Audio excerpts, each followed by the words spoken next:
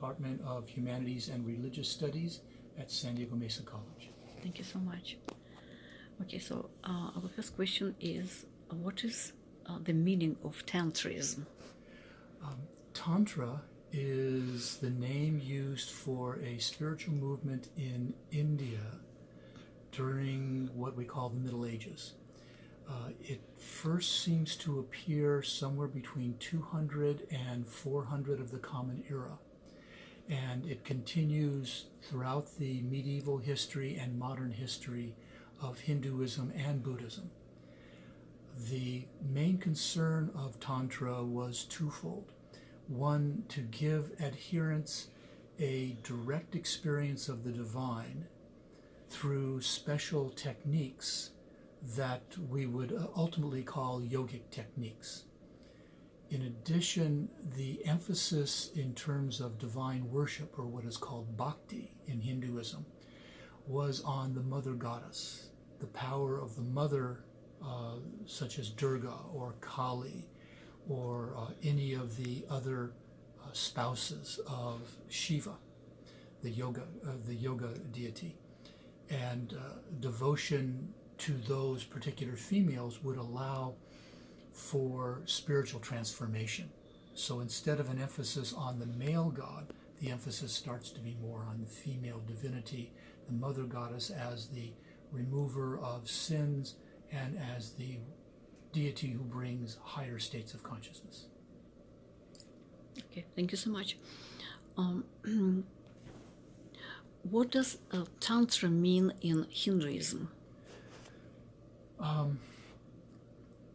Well, expanding on what I mentioned earlier, the Tantra includes a wide variety of different spiritual techniques that emphasize not a separation of the body from the mind or spirit or soul, but a spiritual development that comes from the interweaving of both the physical and the spiritual nature. So when you look at the previous millennia, the first millennia BCE, the yogic practices that are associated with Patanjali and other teachers of the traditional yogic movement, they tended to be moving away from physicality more towards an abstract, otherworldly spirituality.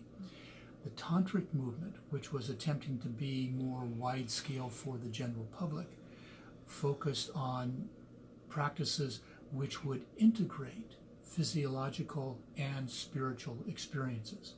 And so the idea of the chakras, or the energy points in the human spine, and the kundalini energy that comes up the spine is integrated as a physiological as well as a spiritual experience. So you don't reject the body, you integrate body with mind or with spirit to achieve higher spiritual consciousness. And so there are specific techniques that are used repeatedly in this tradition. Quite often, the one that you read most about is what are called bija mantras, or fundamental sounds, fundamental root linguistic forms that are supposed to resonate with the divine mind. And if you use them in your meditations, then you are resonating your mind with the divine mind. Mm-hmm. Thank you so much. What is tantric intimacy? One of the major misconceptions we have in the West about Tantra is its association with sexuality. Because Tantra does not reject the body, but incorporates the body into spiritual experiences, it has been thought in the West that it includes a wide variety of sexual practices. However, this is a misunderstanding. There are a very small element of the tantric traditions that do have what are called left-hand tantra practices. By taking part in activities which are thought to be taboo, that are against spirituality, such as eating red meat, drinking alcoholic beverages or taking hallucinogens, engaging in sexual activity, those types of actions, they become part of what's called left-handed Tantra. But this is a very small percentage, probably no more than 2 to 3% of tantric schools. And even when they did use sexual practices, they were done under very close supervision of gurus in those traditions who would teach people how to hopefully activate their kundalini energy to rise up through the chakric elements, but with so that you could stimulate that through sexual activity. But the emphasis was on avoiding orgasm, because it wasn't about sex and the release, it was about utilizing the energy of the body.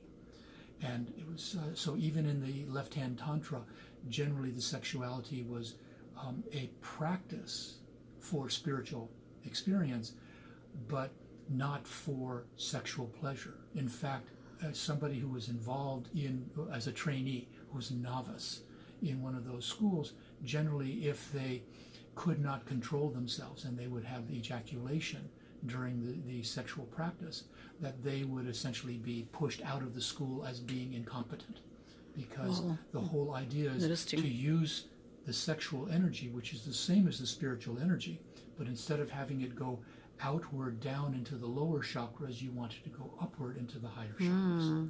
So it's another example of using the body for its spiritual experience. And so the whole idea of the kundalini and the chakras are central to tantric tradition.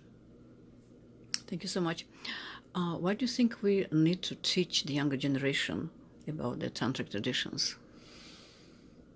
Well, Tantra, like yoga, both of which come out of India originally, and they are found in both Hinduism and Buddhism, because they're both South Asian traditions that have that emphasis on spiritual development, gaining enlightenment, nirvana or moksha, other terms for it as well.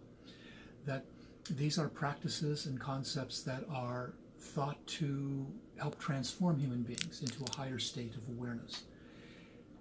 At the very least, they are an important part of human culture that we come to understand. So if when we are studying Eastern religions, Eastern traditions, we understand and teach people about these practices and try to clear up misunderstandings they have, Tantra is about getting laid, things of that nature, then people can understand that the whole human experience, both physical, mental, emotional, and spiritual, is meant to be integrated as opposed to be isolated and separate.